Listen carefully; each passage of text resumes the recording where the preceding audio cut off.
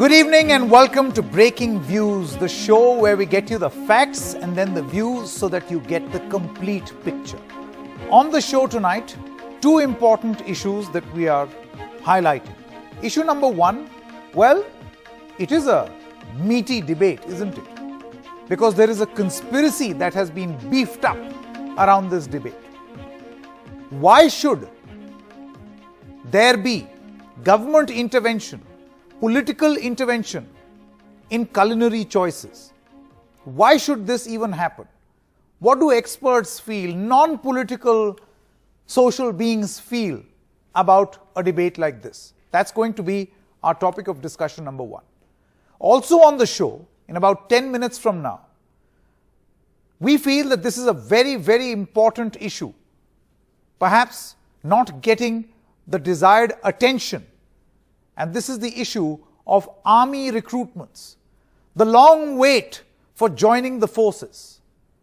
Protesting army aspirants will be joining us right here on NDTV to put out their views so that they can be heard.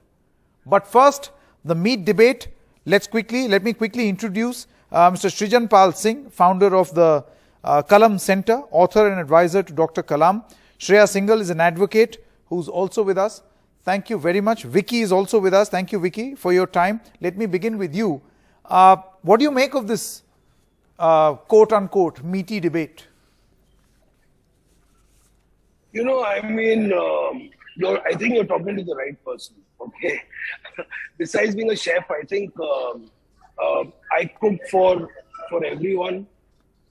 It's about, anyone can eat everything. I can't really control someone what they should eat.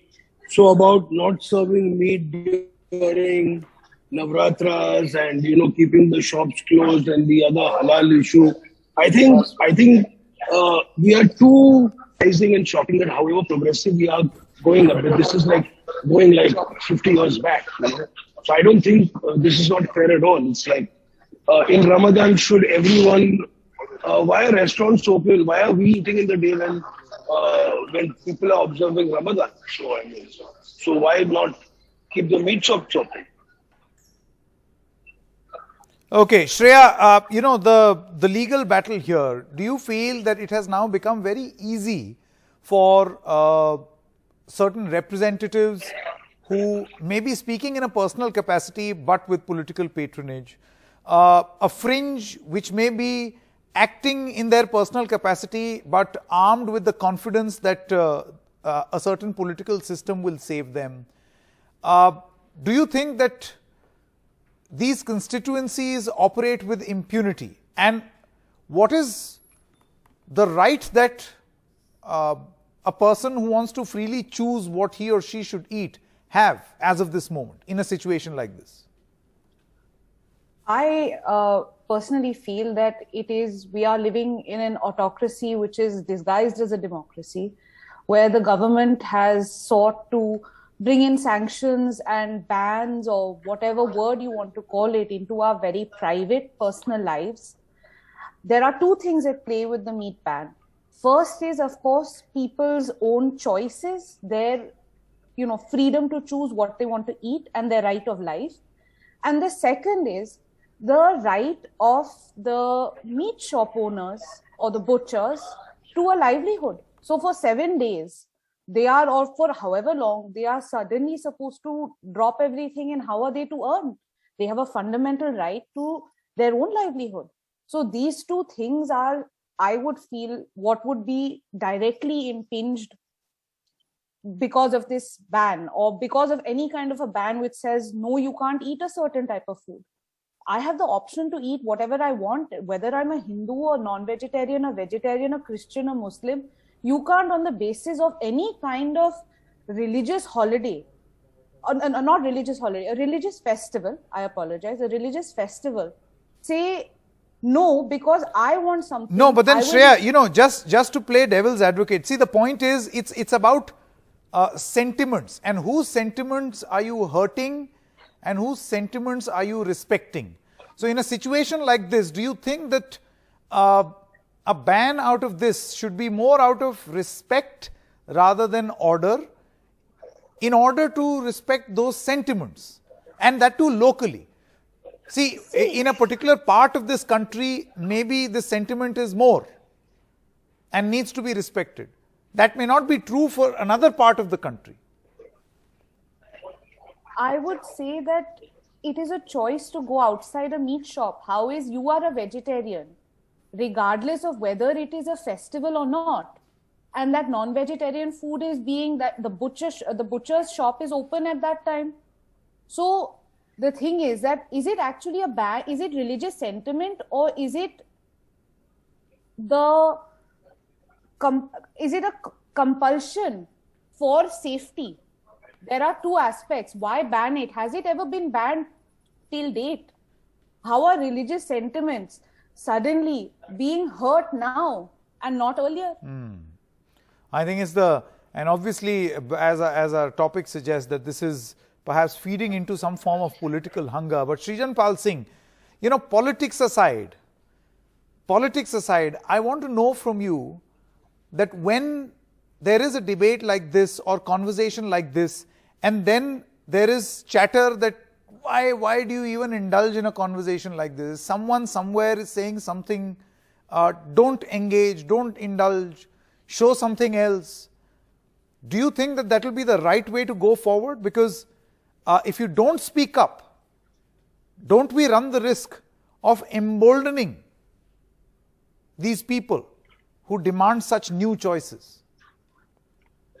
No, I think, Sanket, people's choices in terms of what they eat or what they wear or where they go are fundamentally enshrined in our constitution, as our advocate friend was also saying. And I think these issues are important to a lot of people, and on both sides perhaps. And that's why it's important to discuss and not just shrug them aside. Because if they're not in a democracy, if you don't debate and discuss issues which affect people's personal lives and choices, the problem is you would not be able to synthesize a better and better system. So debating, raising issues which are important to one's life and one's lifestyle are important, because that's how democracy and societies will shape. We are not China. We are not that country which, autocratically can push an agenda coming from the powerful to the people. That's not how we work. So it's important for us to debate people's issues. I want to bring in 2 points, Sanket, on this. Sure. And one is a personal experience, because this has to do with vegetarian and non-vegetarian food as well. I worked with Dr. APJ Abdul Kalam for about 7 years. I traveled with him hundreds of times, and many of those times, in fact, all of those times, we used to have lunch and dinner together. And there would be 3 or 4 of us, and there would be something which is vegetarian, something which is non-vegetarian, and people who are serving by just knowing the names of the people who are there would push that kind of food to a particular person now. Often it would happen that the non-vegetarian food would get on Dr. Kalam's plate or near his plate, and somebody who was getting the vegetarian food would not actually be the vegetarian person. And my boss and Dr. Kalam, my teacher, he was a vegetarian, and all know that. What would we do? I mean, we didn't raise a fuss out of it. The moment the person turned around, we just exchanged the plates. And that was it. Problem sorted. I think some issues are left to people to decide. And you very validly said in the point that if this is an issue of tolerance and of respect to someone else's culture, it has to come from within. It has to be enshrined in education and values, and not in order and rhetorics. And it does concern me sometimes, and this is not just about food, but young people, your career, and this is specifically as an educator, anyone young who's watching, your career and your life is not going to be shaped by what food you eat or what dress you wear or what somebody else tells you to wear, but what books you read, what knowledge you acquire, what jobs you do, what enterprise you do. So I think that focus. And I don't think we are acquiring some great knowledge with the, with this unfolding on the streets. But thank you very much to the 3 of you for joining us and expressing your views. Let's just hope that someone somewhere who the next time demands that something like this be done is listening to these views. Let's move on now to story number 2. Very, very significant indeed. There is a long demand now because there is a long wait for army recruitment. Youngsters are now protesting over delays in army recruitment. where army aspirants from all across India were protesting in Delhi. In fact, they're still protesting in Delhi. Now, since COVID, there has been a freeze on army recruitment drives. There are demands for these army recruitment exams to be conducted, drives to be resumed. Many aspirants have crossed the age limit in the last 2 years. There are demands for relaxation of 2 years in age limit. You see, what has happened is that because these recruitments have not taken place in the army, there is an age limit. If you are over age, then you cannot get selected. Because there was no recruitment over the past 2 years, there are many aspirants who feel that we never got a rightful chance. And that's the question that they are asking of the government. Now, the government says that army recruitment has not stopped, only delayed. This is the centre's response in Parliament, where they say that because of COVID, army recruitment was deferred in 2020 and 2021. Army recruitment has not been stopped, says the government. COVID has become less severe, but it is still not over, says the government. Large numbers actually turn up for army recruitment drives, and army recruitment was deferred to stop the spread of COVID during this time. Online recruitment continued in the Air Force and the Navy. That's the response of the government. Now, let's quickly tell you, as far as government's own data is concerned, how much are the vacancies in the armed forces. So, and this is a very important category, it's a non-official category. Army has about 1.2 lakh vacancies. The Navy has 13,300 vacancies. Air Force has 5,500 vacancies. This is as per an answer that the government gave in Rajya Sabha on the 28th of March 2022. This is government data. Now, let's quickly take a look at the army recruitments and how they have taken place. So, in 2017-18, 106. This is again part of that Rajya Sabha answer of the 28th of March. 2018-19, 92. 1920, 95. In 2021, it was 47, and 21 and 22, only 4. So that's the situation as of this moment, because of which you have a situation that many aspirants have had to protest on the ground. मैं सबसे पहले आपसे शुरू करना चाहता हूं जीतू फौजी जी। मुख्य मांग क्या है? सर, सबसे पहले मैं एनडीटीवी का दिल से स्वागत करता हूं, धन्यवाद देता हूं कि इस मुद्दे को किसी भी न्यूज चैनल ने नहीं उठाया। काफी दिनों से परेशान हो रहे थे। कल का भी जो प्रोटेक्शन हुआ उसमें भी किसी ने हमारे को इस तरीके से बात रखने का मौका नहीं दिया, तो मैं आप लोगों का धन्यवाद करता हूं। अब मैं बताता हूं सर कि जो हमारी मांगे हैं, जिसकी वजह से रैलियां निकल रही हैं, प्रमुख 3 मांगे हैं सर। एक, सबसे पहले कि जो 2020 के अंदर भर्ती निकली थी, उसका फिजिकल और मेडिकल ये कंप्लीट हो चुका है, उसका अभी रिटर्न नहीं हुआ, जिसके वजह से युवा भी ना तो इधर के रहे ना इधर के रहे। वो कंफ्यूज है कि कहीं उनको भी ओवर एज के कैटेगरी में ना रख दिया जाए। और जो दूसरा मांग है कि उन बच्चों का जो अभी भर्ती नई वाली भर्तियां नहीं निकली हैं, उन भर्तियों को प्रॉपर तरीके से एक डेट डिसाइड किया जाए कि जिसके हिसाब से वो मेहनत कर सके। पिछले 2 साल हो गए, 2020 के बाद जो अभी पेंडिंग भर्ती पड़ी, उसके बाद 21 और 22 एक भी भर्तियों का कोई भी क्लियर नहीं हुआ है। और तीसरा जो सबसे महत्वपूर्ण मांग है सर कि जो बच्चे 2020 और 21 में ओवर एज हो गए, क्या उनको ओवर एज का रिलैक्सेशन मिलेगा, क्या उनको दोबारा भर्ती देखने का मौका मिलेगा? इसके वजह से सर हमारे युवाओं के अंदर बहुत ज्यादा आक्रोश भरा हुआ है। और इसी 3 मांग को लेकर के हम लोग पूरे जंतर मंतर में भी और अभी मुखर्जी नगर जो बत्रा सिनेमा के नीचे हम लोग बैठे हुए हैं। जब तक ये मांग क्लियर नहीं होगा सर, तब तक हम सरकार से यही अनुग्रह करते रहेंगे कि हमारी ये मांग को पूरा किया जाए और हमारे जो भर्तियां उनको निकाली जाए। ठीक है, सरकार की तरफ से मैं आपसे पूछना चाहता हूं, सरकार की तरफ से आपने स्पष्टीकरण देखे, अभी मैंने उनका बयान भी किया, इसमें आपको क्या खामी दिखती है सरकार की तरफ से जो बोला जा रहा है? सर, सबसे पहले बहुत बहुत धन्यवाद आपका संकेत जी, आपने इनवाइट किया और यहाँ पर हमें आपके मंच पे बोलने का मौका दे रहे हैं आप। सरकार का जो रुख है, सभी लोग जानते हैं कि सरकार आश्वासन देती है। मैं अगर आपको क्लियर करूं, 30 सितंबर 2020 को सुप्रीम कोर्ट में, माननीय कोर्ट में हियरिंग थी और उसमें सरकार के यूपीएससी के रिस्पोंडेंट, क्योंकि मैं यूपीएससी का छात्र हूं, तो यूपीएससी की तरफ से एक पिटीशन लगी थी जिसका उन्होंने रिस्पांस दिया कि जो भी एज और अटेम्प्ट को लेकर के इस बार बाढ़ हो रहा है कोरोना की वजह से, तो उन्हें कंसीडर किया जाएगा और एक और एक्स्ट्रा अटेम्प्ट देने के लिए उनको जो है सरकार सहमत हो गई थी। मगर इसी पिटीशन को 4 महीने तक लटकाया गया और बाद में सरकार का जो रवैया रहा है आश्वासन देकर के और मुकर जाना, वो इनकी नीति का एक पहलू है, जिसकी वजह से स्टूडेंट्स ने सफर किया और 4 महीने लगातार वो प्रिपरेशन करते रहे। इसमें माननीय कोर्ट के अंदर सर्वोच्च न्यायालय जिसे हम कहते हैं, जिससे एक उम्मीद होती है कि यहां से सभी को न्याय मिलने की गुंजाइश है, तो वहां पर लगातार 4 महीने यूपीएससी के respondent mister ASG, additional solicitor general SV Raju ji, Tushar Mehta ji और अमन लेखी जी, तीनों ने यह वायदा किया कि हम पॉजिटिवली कंसीडर कर रहे हैं और सभी को एक कंपनसेटरी अटेम्प्ट इसमें मिलेगा। मगर लास्ट में जाकर के उन्होंने इसमें यू टर्न लिया और सभी स्टूडेंट के साथ धोखा किया। तो ये सरकार की नीति रही है कि आश्वासन दो और जब टाइम निकल जाएगा तो फिर स्टूडेंट्स देखते हैं ना, कोई जनप्रतिनिधि कुछ भी नहीं देखते हैं और वो अपनी मनमानी करने को उतारू हो जाते हैं। ये सरकार का रवैया रहा। बिल्कुल। और फौज तो एक ऐसी चीज है और देशभक्ति एक ऐसी चीज है जो कि सरकार के लिए बड़ा मायने रखता है, जैसे सरकार ने बताया है। तो ऐसा तो नहीं होना चाहिए कायदे से। बबीता जी, मैं आपके पास आना चाहता हूं।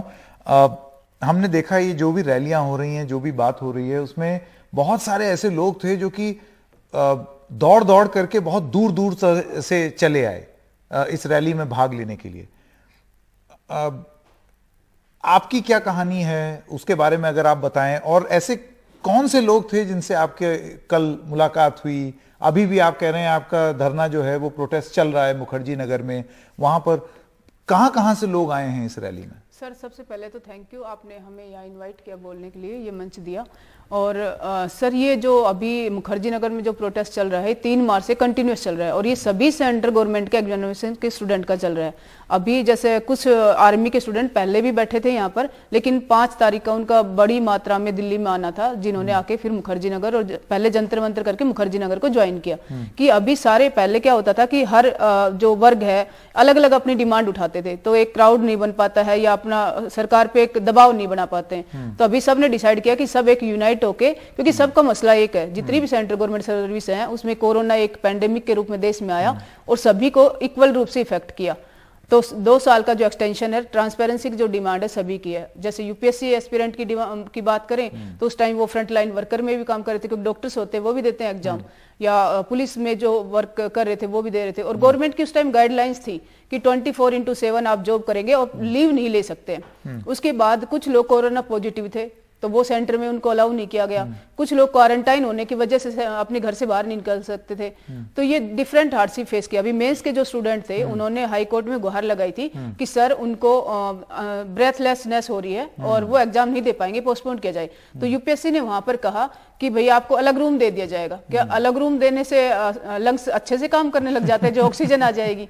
तो ये आंसर जो भी होते हैं ना वो ऐसे होते हैं कि जैसे एक बच्चे को मतलब के आंसर होते हैं, बहला दें एकदम। हाँ, बहलाने वाले आंसर होते हैं। फिर उसके बाद कुछ बच्चों ने ऐसे का पेपर लिखा, कुछ ने एक अगला जीएस का पेपर लिखा और उसको टेम्परेचर अप होने की वजह से उनको एग्जाम में नहीं बैठने दिया। और यूपीएससी का सिर्फ एक ही आंसर होता है कि सिविल सर्विस रूल में चेंज करना फिजिबल नहीं है। तो ये बताइए सर कि जो रूल है वो स्टूडेंट के लिए बने हैं, इंसान के लिए बने हैं, या इंसान रूल के लिए बना है? और इन्होंने एक विंडो ओपन करी जब 4 अक्टूबर का 2020 में एग्जाम था, तो उससे पहले कि भाई जो भी अपना वो फॉर्म वापस लेना चाहता ले सकता है, क्योंकि जब एक बार एडमिट कार्ड आ जाता है तो वो अटेम्प्ट माना जाता है। तो उन्होंने ये क्लियर नहीं किया कि लास्ट अटेम्प्टर जो इस बार एज बार या वैसे हो रहे हैं उनका क्या। भाई वो तो विड्रॉल कर लेंगे फॉर्म, तभी लास्ट ही कहलाएगा, उनकी तो एज पूरी हो जाएगी, अटेम्प्ट पूरा हो जाएगा। ऐसे ही जो सीजीएल भर्ती है वो 2021 में नहीं आई। अब 2021 में जो नोटिफिकेशन आया 2022 में आया, एज डिसाइड कर रहे हैं 2022 से।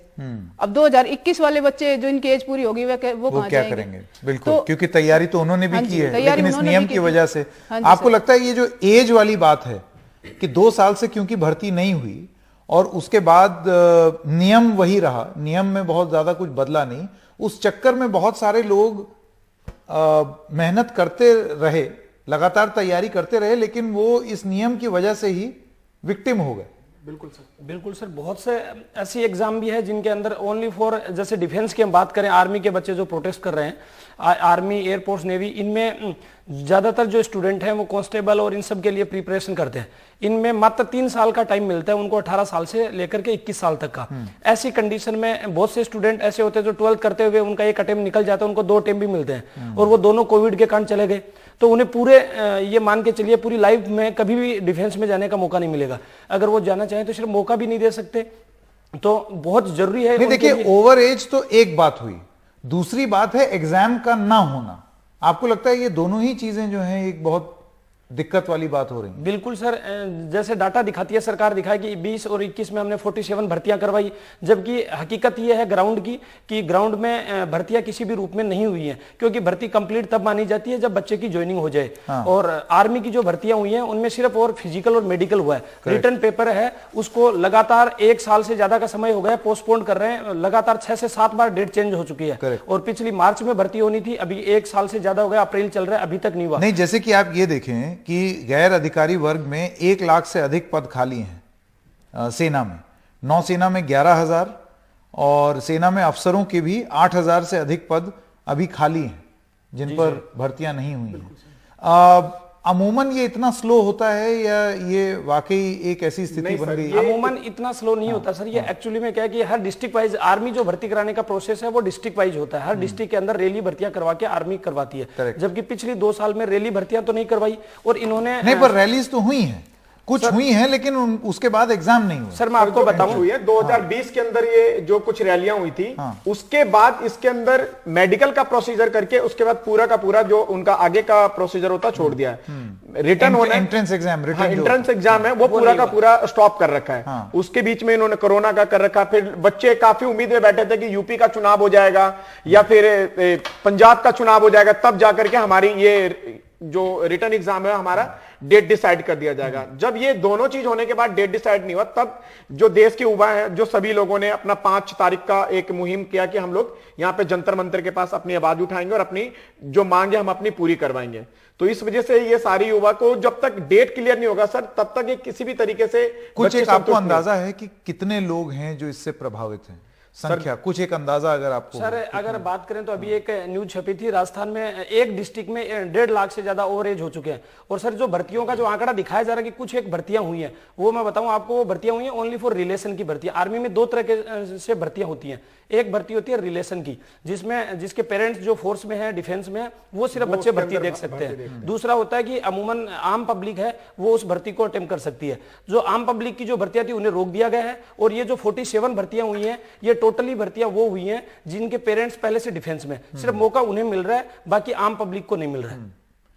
अब मैं आपसे ये जानना चाहता हूं कि ये लड़ाई आपसे मैं जानना चाहता हूं, ये लड़ाई आप कहां तक लेकर के जाएंगे और सरकार से आपको किस चीज की उम्मीद है? क्योंकि देखिए, जब भी कोई भी आंदोलन होता है या धरना प्रदर्शन होता है, मैंने जितने भी आंदोलन और धरना प्रदर्शन किए हैं उसमें एक चीज बहुत स्पष्ट रूप से सवाल मैं हर किसी से पूछता हूं, मैं आपसे भी पूछना चाहता हूं। उम्मीद तो सरकार से ही है ना कि वो आपकी बात सुने, तो अभी भी आप उम्मीद लगाए हुए हैं, मैं मानता हूं, तो किस चीज की उम्मीद लगाएं?